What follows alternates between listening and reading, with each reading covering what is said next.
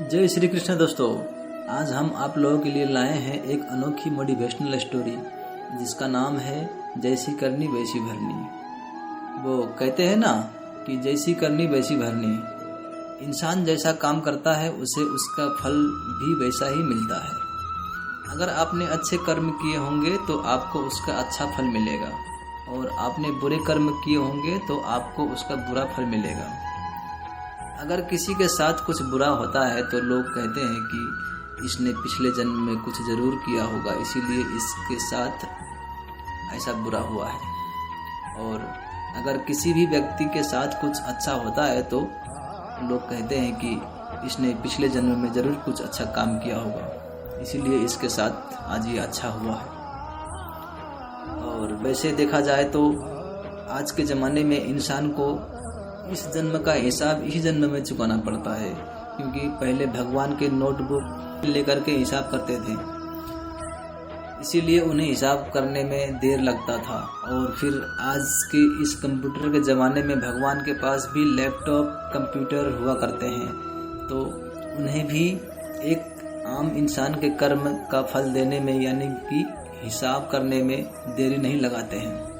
और आज की ये एक अनोखी कहानी भी वैसे ही है, जैसी करनी वैसी भरनी। और ये कहानी आप लोगों को सुन करके एक नया ज्ञान प्राप्त होने वाला है आज का ये कहानी जैसी करनी वैसी भरनी में। तो चलिए दोस्तों, समय बर्बाद न करते हुए कहानी शुरू करते हैं। एक बार एक व्यक्ति को रास्ते में यमराज मिल जाता है और वो व्यक्ति उन्हें पहचान नहीं पाया।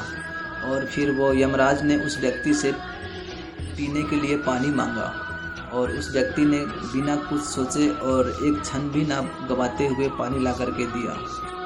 यमराज को पानी पिला दिया और फिर पानी पीने के बाद यमराज ने उस व्यक्ति को बता दिया कि वो उसके प्राण लेने के लिए आए हुए हैं, किंतु उस व्यक्ति ने यमराज को पानी पिला करके प्यास बुझा दिया है, इसीलिए वो यमराज उन्हें अपनी किस्मत बदलने का एक मौका देते हैं। और इतना सोच करके यमराज ने उस व्यक्ति के हाथ में एक डायरी दे देता है और उस व्यक्ति से कहता है कि तुम्हारे पास 10 मिनट का समय है।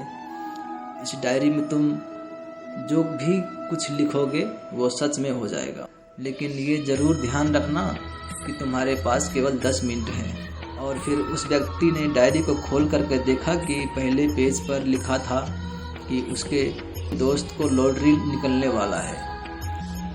वो व्यक्ति ने वहाँ लिख दिया कि उसके दोस्त को लॉटरी ना निकले। और फिर अगले पेज पर लिखा था कि उसका एक रिश्तेदार चुनाव जीतकर मंत्री बनने वाला है। और उसने वहाँ पर भी लिख दिया कि उसका रिश्तेदार चुनाव हार जाए। और इसी तरह वो पेज को पलटता रहा और जब उसे अपना नाम का पेज दिखा, उस पेज पर वो अपने ज़िंदगी के बारे में जो कुछ गलत लिखा था उसको सही करने ही वाला था कि यमराज ने उस व्यक्ति के हाथ में से डायरी वापस लेकर के बोला कि बस तुम्हारे 10 मिनट खत्म हो चुका है, अब तुम्हारा कुछ भी नहीं हो सकता है। तुमने अपना पूरा समय दूसरों का बुरा करने में बर्बाद कर दिया और तुमने अपने आप को भी खतरे में डाल दिया है। अब तो तुम्हारा अंत निश्चित है और अब तुम्हें कोई नहीं बचा सकता, क्योंकि तुमने अपने आप को भी नहीं बचा पाया।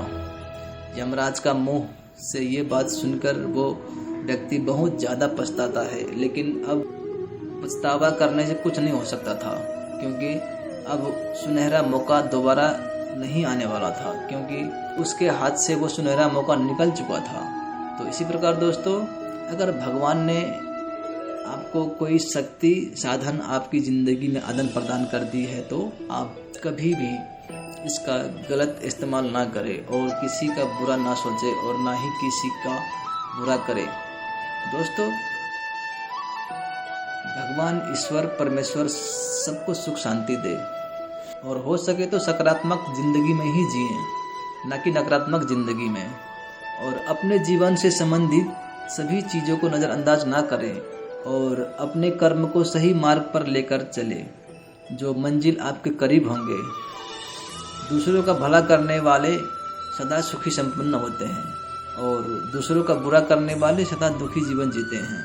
और उस व्यक्ति को आगे चलकर कोई ना कोई हादसे का शिकार होना पड़ता है और दुखी जीवन जीने के लिए मजबूर हो जाते हैं और दुखी जीवन जीने लगते हैं। और फिर वो व्यक्ति अपना पूरा जिंदगी तब तक जीता है जब तक बुराई करते करते उसका अंत हो जाता है। तो ये कहानी थी दोस्तों, जैसी करनी वैसी भरनी की। अगर आप लोगों को ये कहानी अच्छा लगा होगा तो लाइक, शेयर और सब्सक्राइब जरूर कीजिएगा और अंत में कमेंट करके जरूर लिखिएगा। जय श्री कृष्ण, राधे राधे।